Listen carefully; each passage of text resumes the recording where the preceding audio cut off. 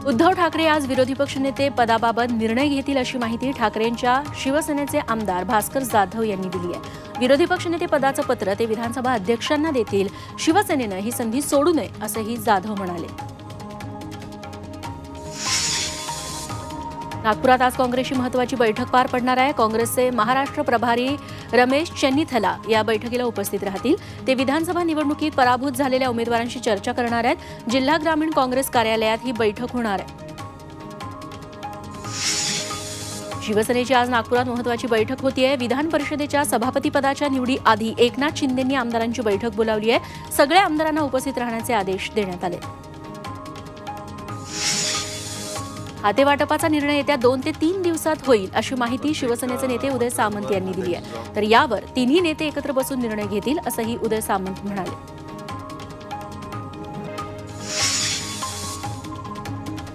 मंत्रिमंडळ खातेवाटप किंवा सभापती आणि इतर सर्वाधिकार एकनाथ शिंदेंना दिले असल्याचं उदय सामंतांनी सांगितलं।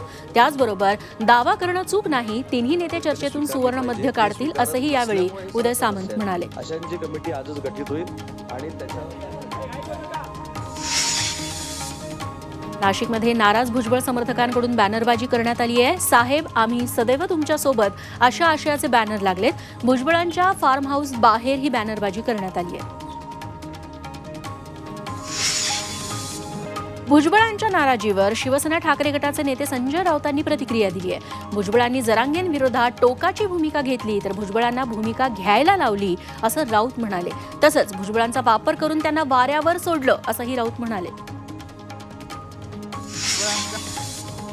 मंत्रिमंडळातून वगळल्यानंतर माजी आरोग्यमंत्री तानाजी सावंत कमालीचे नाराज झालेत। आजाराचं कारण देत सावंत अधिवेशन सोडून तडकाफडकी पुण्याला निघून गेले। त्यांनी फेसबुक आणि इतर समाज माध्यमातून धनुष्यबाणाचं चिन्ह हटवलंय। या नाराजी नाट्यामुळे उपमुख्यमंत्री एकनाथ शिंदे यांची चांगलीच डोकेदुखी वाढणार आहे।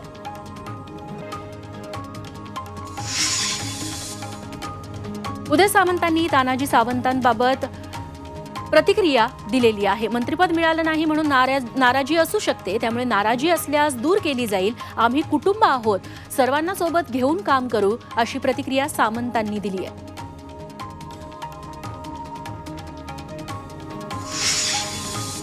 मंत्रिपद न मिळालेल्या नाराज आमदारांवर सुरेश धस यांनी टोला लगावलाय। नाराज होण्याचं कारण नाही, सगळ्यांनाच मंत्रिपद द्यायची असेल तर 288 मंत्रिपद तयार करावी लागतील असं म्हणून सुरेश धस यांनी हा टोला लगावला। संभाजीनगरातील धुळे सोलापूर राष्ट्रीय महामार्गावर रास्ता रोको आंदोलन करण्यात आलं। परभणीतील घटनेच्या निषेधार्थ हे आंदोलन झालं। या आंदोलनामुळे महामार्गावर वाहनांच्या लांबच लांब रांगा लागल्या।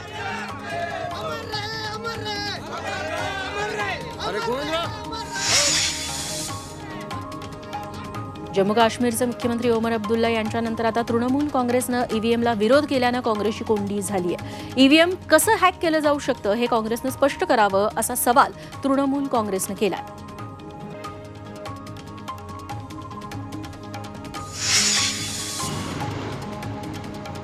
मनमाडमध्ये आज आरपीआयकडून बंदची हाक देण्यात आली आहे। परभणीतील घटनेच्या निषेधार्थ हा बंद पुकारण्यात आलाय, तर व्यापारी आणि नागरिकांनीही या बंदला उत्स्फूर्त प्रतिसाद दिलाय।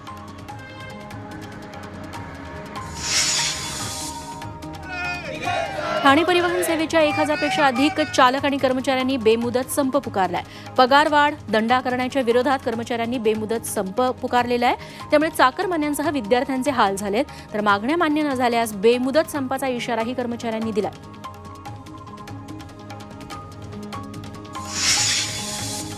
मुंबईत मेट्रो लाईन 4च्या बांधकामादरम्यानचा आणखी एक माइलस्टोन ठरलाय। 14 डिसेंबर 2024ला मध्यरात्री 11 वाजल्यापासून दुसऱ्या दिवशी सकाळी 7 वाजेपर्यंत कापूरबावडी इंटरचेंज स्टेशनवर 4 यू गर्डर्स बसवण्यात आलेत। हे प्रत्येकी सुमारे 100 टन वजनाचे आहेत।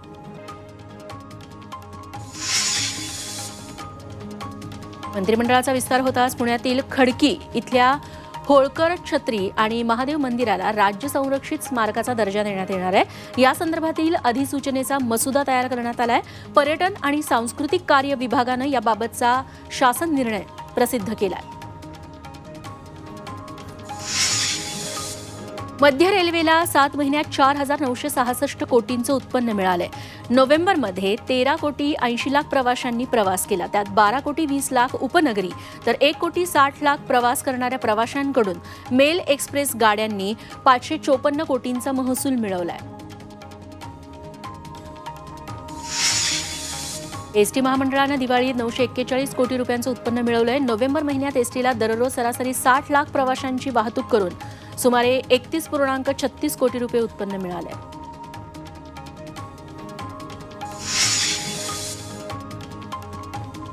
पिंपरी चिंचवड शहरात दिवसेंदिवस वाहन खरेदीचा आकडा वाढतोय. यावर्षी तब्बल 1,85,000 वाहनांची खरेदी झाल्याची नोंद प्रादेशिक परिवहन विभागात झाली आहे. गेल्या वर्षीच्या तुलनेत शहरात 4% वाहन खरेदीत वाढ झाली. यात दुचाकीच्या वाहन खरेदीत 6% वाढ झाली आहे. मात्र कार खरेदीत घट झाल्याचं दिसतंय. कल्याण आणि टिटवाळा परिसरात महानगरपालिकेनं बेघर निवारा केंद्राची व्यवस्था केली आहे. या केंद्रात बेघर व्यक्तींना नाश्ता, जेवण आणि तात्पुरत्या निवाऱ्याची व्यवस्था महापालिकेमार्फत केली जाते. समाज विकास विभागाचे उपायुक्त संजय जाधव यांनी या केंद्राची पाहणी केली.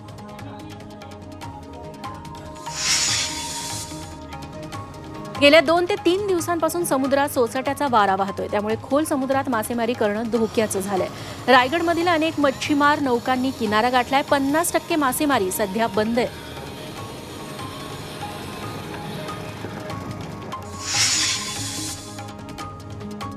स्वस्त भाज्यांमुळे सर्वसामान्यांना दिलासा मिळालाय तर दुसरीकडे घाऊक महागाईचा दर मागील 3 महिन्यांच्या निच्चांकी पातळीवर आहे. नोव्हेंबरमध्ये महागाईचा दर कमी होऊन 1.89% झालाय.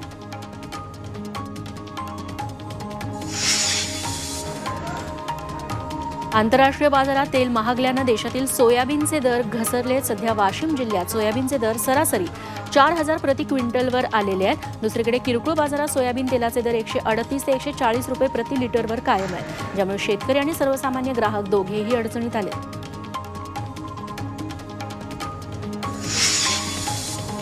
देशात 75% हिंदू शेतकरी आहे. देशात हिंदूंचं सरकार आहे. मात्र हिंदू शेतकऱ्यांच्या व्यथा कोण ऐकणार असा सवाल बच्चू कडूंनी केलाय. नोंदणी केलेलं सोयाबीन किती दिवसात खरेदी करणार हे सरकारनं स्पष्ट करावं अशी मागणीही बच्चू कडूंनी केली आहे. नाशिकमध्ये कांद्याच्या दरात मोठ्या प्रमाणात घसरण झाली आहे. खरीप हंगामातल्या कांद्याची विक्री सुरू झाल्यानं लाल कांद्याचे दर 4,000 वरून 2,000 आले. त्यामुळे शेतकऱ्यांवर मोठं आर्थिक संकट आलंय.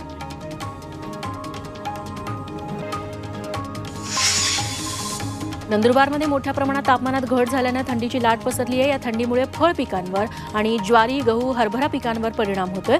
त्यामुळे शेतकऱ्यांनी उपाययोजना करणं गरजेचं आहे. सारंगखेड्याच्या घोडे बाजारात उत्तर प्रदेशातील बरेलीतून आलेली रुची आकर्षण ठरते. 18 तारखेपासून सुरू होणाऱ्या चेतक फेस्टिवलसाठी एकापेक्षा एक रुबाबदार घोडे दाखल होत आहेत. बरेलीतून आलेल्या घोडीला बाजार सुरू होण्याआधीच मोठी मागणी मिळते.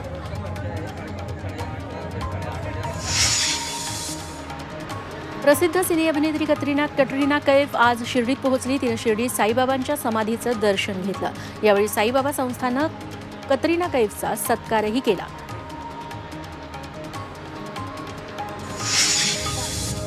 भारताचा युवा बुद्धिबळपटू डी गुकेशनं स्कायपार्क सेंटोसामध्ये बंजी जम्पिंग केली आहे. जागतिक बुद्धिबळ स्पर्धेच्या विजयानंतर गुकेशने बंजी जम्पिंग केली. उंचीची भीती वाटत असतानाही गुकेशने बंजी जम्पिंग केल्याचं त्यानं सांगितलं.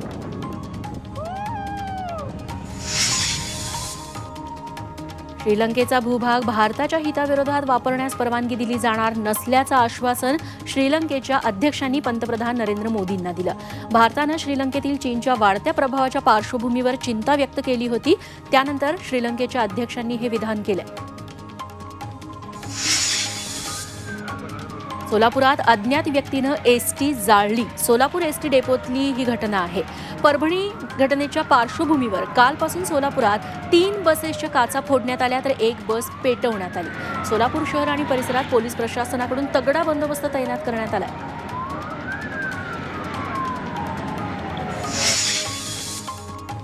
मुंबईतल्या कुर्ला पश्चिम भागात सकाळी 7 वाजण्याच्या सुमारास एका रहिवासी इमारतीत आग लागली. अब्दुल्ला मेन्शन या इमारतीतील इलेक्ट्रिक मीटर बॉक्समध्ये आग लागली. सोसायटीच्या गेटजवळच ही आग लागल्यानं रहिवाशांना बाहेर पडणं अवघड झालं.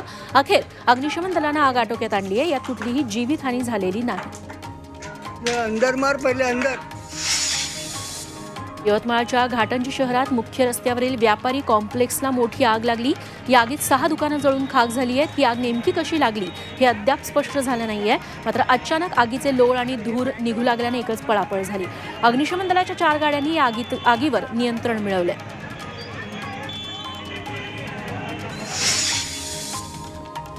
भंडाऱ्यात रस्त्याच्या बांधकामावरील रोड रोलरला अज्ञात व्यक्तीनं आग लावली. या आगीमुळे रोड रोलर पूर्णपणे जळून खाक झालाय. त्यामुळे 50 लाख रुपयांचं नुकसान झालंय.